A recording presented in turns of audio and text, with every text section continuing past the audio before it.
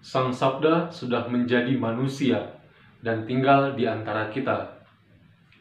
Para sahabat Sabda Hidup yang terkasih, jumpa lagi bersama saya, Frater Beni, calon imam dari Keuskupan Sintang. Pada hari ini, permenungan kita akan diambil dari Injil Lukas, bab 11, ayat 27, sampai dengan ayat ke-28. Mari kita persiapkan hati kita untuk mendengarkan dan merenungkan sabda Tuhan. Dalam nama Bapa dan Putra dan Roh Kudus. Amin. Semoga Tuhan beserta kita sekarang dan selama-lamanya. Inilah Injil Yesus Kristus menurut Lukas. Dimuliakanlah Tuhan. Ketika Yesus masih berbicara, berserulah seorang perempuan dari antara orang banyak dan berkata kepadanya, "Berbahagialah ibu yang telah mengandung engkau dan susu yang telah menyusui engkau." Tetapi ia berkata, "Yang berbahagia ialah mereka yang mendengarkan firman Allah dan memeliharanya." Demikianlah Injil Tuhan. Terpujilah Kristus. Para sahabat Sabda Hidup yang terkasih di dalam Tuhan kita Yesus Kristus, apabila kita melihat Injil pada hari ini, mungkin saja ada beberapa dari antara kita yang berpikir bahwa Injil pada hari ini sangat mirip sekali dengan Injil dari beberapa minggu yang lalu, dari Lukas bab 8 ayat 19 dan seterusnya, tentang saudara-saudara dan ibu Yesus yang datang untuk menemui Yesus. Tetapi Yesus malah bilang, "Siapa ibuku dan siapa saudaraku?" Dan yang mereka memiliki akhir yang sama. Yesus mengatakan bahwa yang berbahagia ialah mereka yang mendengarkan firman Allah dan memeliharanya.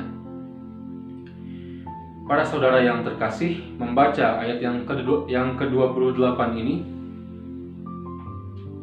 membaca ayat yang ke-27 ini, saya teringat akan permulaan Injil Lukas atau bagian awal Injil Lukas di Injil Lukas bab 1 ayat 48 di bagian nyanyian pujian Maria. Maria mengatakan bahwa segala keturunan akan menyebut aku bahagia. Kita dengar pada Injil hari ini, benarlah apa yang dikatakan oleh Maria itu dalam nyanyian pujiannya, bahwa banyak orang dari segala keturunan bahkan akan menyebut dia sebagai ibu yang berbahagia karena telah mengandung dan melahirkan Yesus, Sang Putra Allah. Apabila kita juga membaca dengan cermat pada Injil pada hari ini, kita akan mengerti bahwa secara tidak langsung Yesus juga menyanjung ibunya di sini.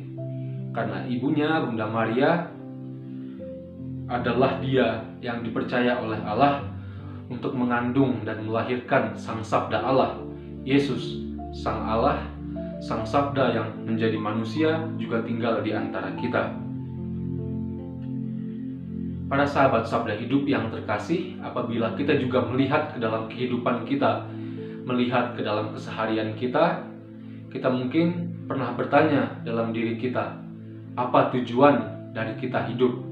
Atau apa yang hendak kita capai dalam hidup ini? Saya percaya bahwa banyak dari kita, atau mungkin juga semua dari kita, menginginkan kebahagiaan. Ya, kebahagiaan adalah harapan dari banyak orang. Harapan dan juga merupakan impian dari banyak orang. Santo Agustinus pernah berkata bahwa manusia dalam peziarahannya di dunia itu menuju apa yang disebut sebagai kebahagiaan. Atau dengan kata lain, bahagia itu merupakan muara dari peziarahan hidup manusia di dunia ini, karena setiap orang tentu menginginkannya. Agustinus berpendapat bahwa dengan mengatakan kehidupan ini merupakan peziarahan dan muaranya adalah kebahagiaan, maka cara kita untuk menggapai kebahagiaan itu adalah dengan beraktivitas atau dengan bergerak, tidak berdiam diri. Demikianlah menurut Agustinus cara kita untuk menggapai kebahagiaan. Nah, tentu kita di sini harus pahami dengan baik bahwa kebahagiaan yang dimaksud Agustinus bukanlah kebahagiaan semu atau kebahagiaan yang habis dalam waktu-waktu tertentu, kebahagiaan temporal. Kebahagiaan yang dimaksud oleh Agustinus adalah kebahagiaan abadi dalam kota atau dalam surga Allah, dalam Yerusalem surgawi. Jadi aktivitas kita untuk menggapai itu semua dalam kacamata kita sebagai orang beriman adalah seperti yang dikatakan oleh Yesus pada hari ini, yaitu mendengarkan firman Allah dan memeliharanya. Itulah kiranya aktivitas yang bisa dikerjakan oleh kita orang beriman, selain juga memperjuangkan nilai-nilai iman yang telah kita terima, memperjuangkan iman kita, militansi iman. Itulah cara kita untuk memperjuangkan atau memperoleh kebahagiaan abadi, yakni kebahagiaan kekal bersama Allah Bapa di surga. Para sahabat yang terkasih, kiranya dalam terang Injil pada hari ini kita dapat mengerti bahwa Allah menghendaki kita untuk senantiasa memperjuangkan nilai-nilai atau kebenaran sabda Allah yang telah diwartakan oleh Yesus Kristus kepada kita. Sebab dengan cara itulah kita dapat disebut sebagai orang yang berbahagia. Maka dengan rahmat Allah, marilah kita mohonkan rahmat agar kita mampu untuk berjuang dan memperjuangkan nilai-nilai kebenaran Injil, sehingga kita sebagai manusia yang sejatinya tak pernah luput dari dosa dapat layak untuk disebut sebagai dia yang berbahagia, dan juga pada saatnya nanti bersatu dalam kebahagiaan abadi di surga kekal Allah.